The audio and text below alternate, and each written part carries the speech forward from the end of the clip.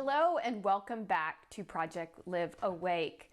This channel is all about mastering your mindset, raising your vibe so that you can truly live awake in an inspired life. I'm so glad you're here. This is part 2 of a series called Living from the Heart. So I would encourage you, if you haven't watched part 1, they do sort of build on each other, and I will put it in the description below. But I would love it if you would go back and watch that one first so that you will understand a little bit more about what we're doing in this one today. So living from the heart. Last time we talked a lot about just starting to recognize the difference between being up here and being down here in the heart space.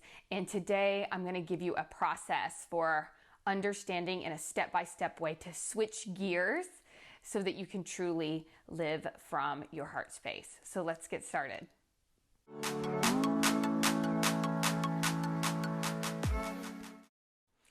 Okay, so the first thing I wanted to talk to you guys about, and you know that I'm a mom and I do throw a lot of tips in here for moms, and this is not just for kids, you guys, but when I heard about this from the Heart Math Institute, I immediately thought this would be a great way to not only assess myself and my emotional state, but also my kids, and it's called the Internal Weather Report.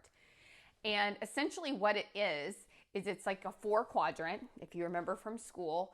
And on one side, you have the negative emotions. And on the other side, you have the positive emotions. And then you also have lower energy at the bottom and then higher energy at the top. So just to give you an example of a high energy negative emotion, that would be things like anger, stress, frustration. Low energy negative emotions would be things like depression, guilt, sadness. So switching gears to the positive side of the quadrant, you would have maybe high energy emotions that are positive, like excitement, joy, those sorts of things. Whereas maybe your lower energy yet still positive emotions are things like calm, peace, serenity. And so what this allows you to do is, I talk a lot on this channel about getting to know where you're at. Where are your thoughts? What are the quality of your thoughts? Starting to identify triggers so that you can begin to look at these things, heal these things, and, lead a more joyful, less stressful life. So step 1 is looking at this grid and, just identifying where you are. So for example, something triggers you. You're just starting to really look at what that is. What is that emotion? And again, I'm going to make a plug for meditation here, guys, because I don't know of a better way out there for you to start to separate yourself and your self-identity from the emotions and the thoughts that you have. That, for me and for a lot of people, is cultivating this awareness is everything when it comes to trying to understand your emotional state, where you are, what's triggering you, and what you need to look at and heal. So what's cool about this grid is heart breathing that we talked about in the first video is something that can get you to move from this side of the quadrant to this side of the quadrant. And there is this technique called attitude breathing. And so it's 5 steps. And what the first step is what I preach about all the time. Where am I at? What is going on? Where is my emotional state? Where am I on this quadrant? And, and why? And just taking a moment to see that part of it. And then the next thing, and I really talk to my kids about this a lot too, is you can choose differently. And I love how Gabrielle Bernstein says, forgive yourself for initially wanting to be angry at this person or lash out, but then you can always choose again. And that is step 2. So, giving yourself that grace, of course, because listen, we're human. We live in that fight or flight mode. And what I'm trying to get you guys to do is take it out of that fight or flight and find that more stillness, that more centered place of being, and respond from there. So, so now you're deciding, okay, I can choose peace instead of this, or I can choose love, or whatever emotion that you want to feel. You can switch from this side of the quadrant to this side of the quadrant. So that is step 2. Step 3 is to begin to practice that heart-centered breathing. So you don't necessarily have to close your eyes. It just really helps to get yourself more connected inward. But, the biggest thing is just to focus yourself on breathing in and out of your heart. If you need to put your hand over your heart, feeling the rise and fall of your chest, that rhythmic, feeling just a few deep breaths, deep belly breaths, just giving yourself a minute. And then you start to breathe in the other emotion that you want to feel from the positive side of the quadrant. So I said, I can choose peace instead of this. But it can be anything. I can choose joy instead of this. I can choose grace. I can choose gratitude. Whatever high vibe emotion you can latch onto in that moment, you start to just breathe it in through your heart. Just letting it overtake you. Sometimes, it's hard to switch gears out of our head. And so I would encourage you to maybe just have somebody come to mind, a picture of someone or something or some memory that evokes that emotion if you're having a hard time in the heat of the moment to really find another way to feel. Just try to switch gears and reach for a memory, a positive feeling memory. And just breathe that in a few times, just into your heart, and just let it wash over you. And you will notice, just breathe it in until you noticed a shift. And here's what's interesting about that shift. We all feel it later, right?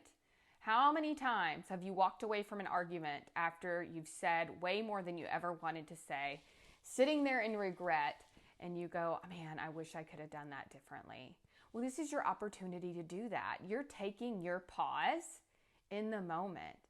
And so it can be quick. It can be instantaneous. It's just the practice of recognizing the emotion and where you don't want to be, forgiving yourself for being there because you are human, coming over and saying, I'd rather be here instead, and breathing that in. That can all be done instantaneously. And, the next step in this is really trying to maintain that as you go throughout your day. And when you find yourself in a moment that triggers you again, and you can't get to that place where you'd rather respond than react, then this is your time to practice that, getting out of your head and into your heart, kind of transcending the situation, looking at it from a different perspective, knowing you've committed to not wanting to lash out in anger. And this is your opportunity to create that step-by-step process. Although it almost kind of flows together once you start doing it. It's not, okay, step 1. It really does become just systematic over time. It's like anything else, at first you're following it step by step, and next thing you know, it's second nature. So the key is to recognize, to take that pause. And meditation, guys, I'm telling you, that's where you're going to create that space. You will create that space. So they only have those 5 steps. So recognizing it, wanting to see it differently, breathing into your heart, breathing that new emotion into your heart, and then taking it with you throughout the day. But I'm going to add a Project Live Awake 6th step. And the reason being is earlier on in my spiritual process, I was one of those people that said, I shouldn't feel that way. I'm going to feel this way. And while in a lot of cases, guys, it is true, okay? there's a lot of overreacting going on out there. And if we can just take ourselves out of fight and flight and into a more centered place, we realize there's absolutely no reason to get upset about that. Okay, that's one side. Now, on the other side, there are certain situations that trigger you, that bring up these emotions, and these are things that you should look at, okay? And once you calm down, you can. But, in the heat of the moment, you're just in a erratic sort of state, and you're not going to get, the point across. It's just not going to go well. We all know that. However, it shouldn't be ignored, because emotions are a signal that there's something there that needs to change. Whether it's something in your external world or if it's something in your internal world, it's something at the very least, once you've calmed down, that you should get curious about.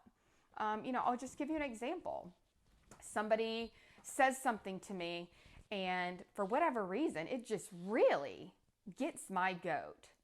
And I know intuitively in the moment that it shouldn't, but it really does. So I use the process. I don't make an ass of myself and fly off the handle. I try to center myself and do these steps and be able to respond. However, when I walk away from that situation, I do a little internal dialogue with myself, thinking, Jana, what was it about how she said that, or what he said, or that really just got to you? And, I give it a second look, because when these things come up, these emotional triggers are signals and opportunities to heal or to change. So, I'm not trying to make a play here with this process to do emotional gaslighting, just kind of, all is well, just pretend that, I'm on a cloud. And I know the spiritual community gets a lot of slack for that, but I know that you would agree that there are a lot of times when that is the case, and we don't need to react, because it really is just nothing more than a situation, and we don't want to overreact to it. But not to say we shouldn't look at certain things later. So I hope this was helpful for you. I really think, guys, if we can give ourselves the opportunity to stop swimming around in here and living in that fight or flight, stress, anxiety sort of energy, and just flush it down and release a lot of that tension and live from that heart-centered space, you're going to see things shift for you. You're just naturally going to be more calm. You're just naturally going to have more energy. You're going to sleep better. There's so many benefits. So I'm so glad that you all were here and watched this video. Please don't forget to like it if you liked what I had to say here, and subscribe. I wanted to remind you, we do live meditations every Saturday morning, and that's Eastern Standard Time. So please join us for our live meditations. And with that, as always, keep shining your light.